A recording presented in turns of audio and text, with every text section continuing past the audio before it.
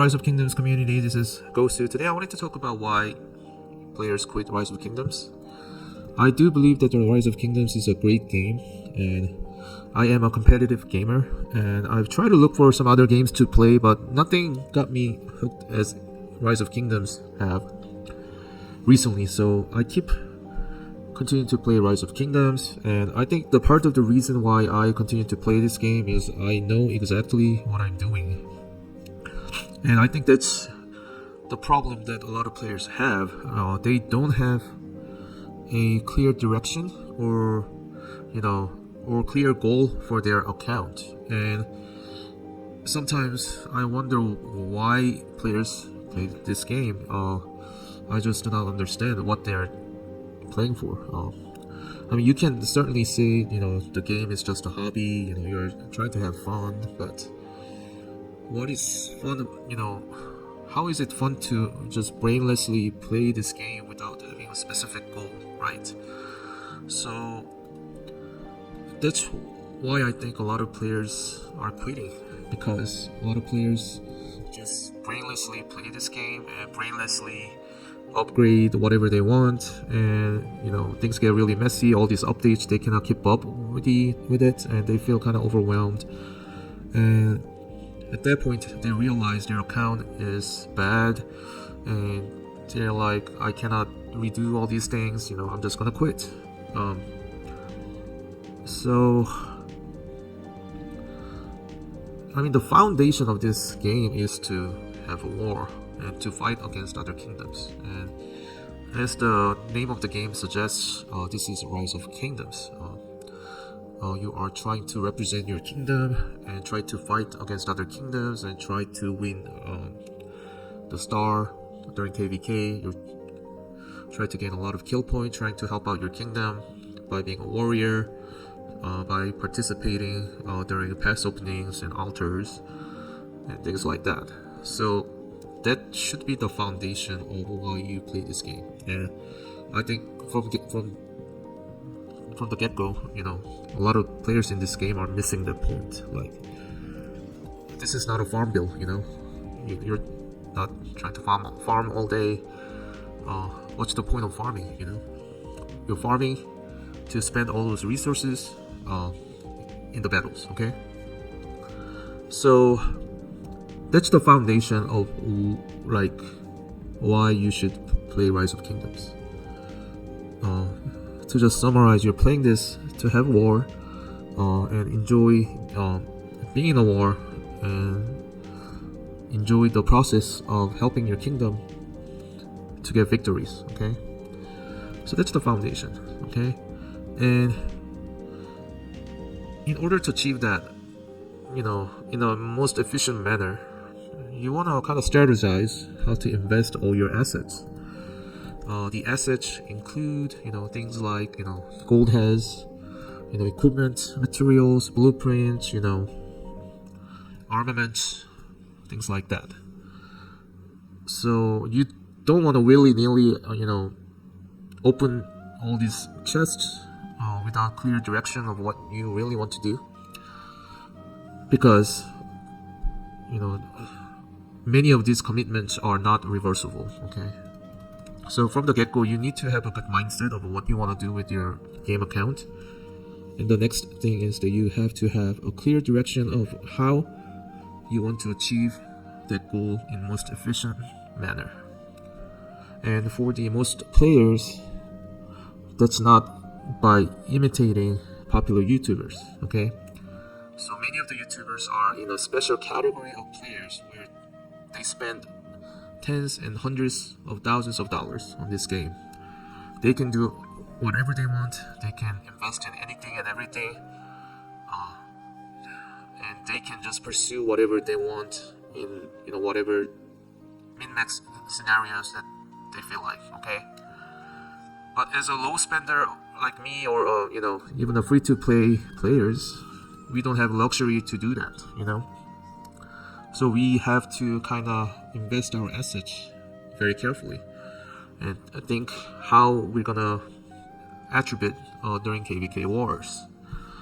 So if you watch the YouTubers who spend a lot of money in this game, they achieve it by just brute forcing everything. They try to max marches. They try to just fight continuously. They don't care about the trade necessarily. They have all this money. They get resources, for somebody else. By the way, that's illegal. And they can just buy all the speed ups and things like that. Those are a special kind of, population in this game that most of us cannot imitate. Okay, so it doesn't make sense to diversify, your investment. What I mean by that is, nowadays there's a lot of ways to upgrade your, army.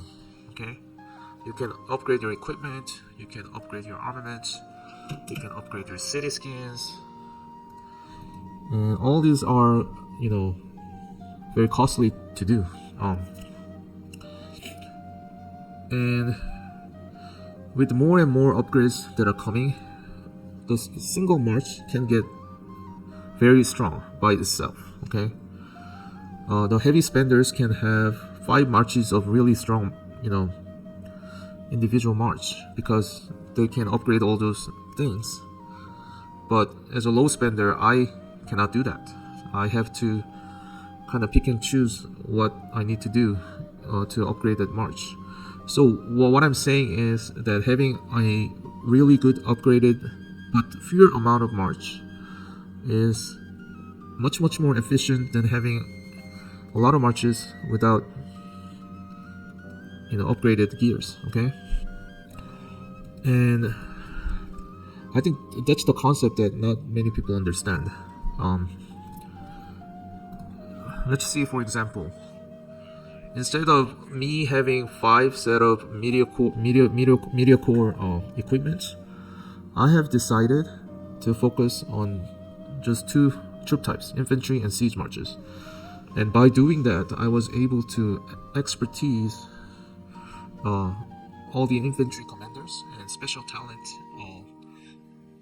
all of equipment for 1 infantry set, and this is my 2nd infantry set. I was able to special talent most of them, and this is my siege march equipment.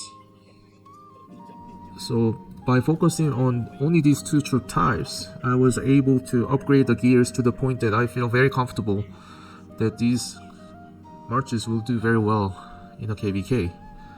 And kind of similar thing goes for the armament. By focusing on just the infantry and siege marches, I was able to get a good armament for these marches. So if you compare my spending and my length of play versus other players, I have fewer marches that are much more upgraded than others. Okay, and I think this is a better way to play the game, because I know when I go for a KVK, I know that I can get probably at least 2 billion to 3 billion kill points by just using these marches. And I'm gonna last longer in a war by trading efficiently, and also I don't have to do any illegal activities like buying resources illegally. All the resources I have used is everything I've gained from all my farms.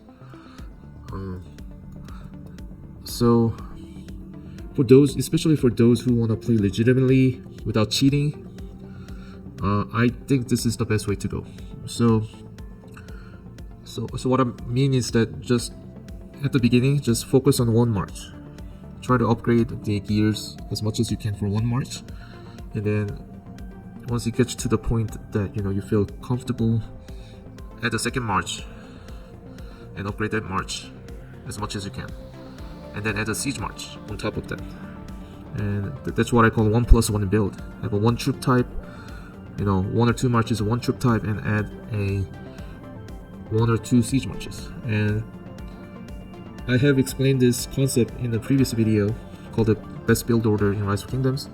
But I kind of wanted to reiterate this strategy because it kind of goes along with why people are quitting this game, because they don't have a clear direction.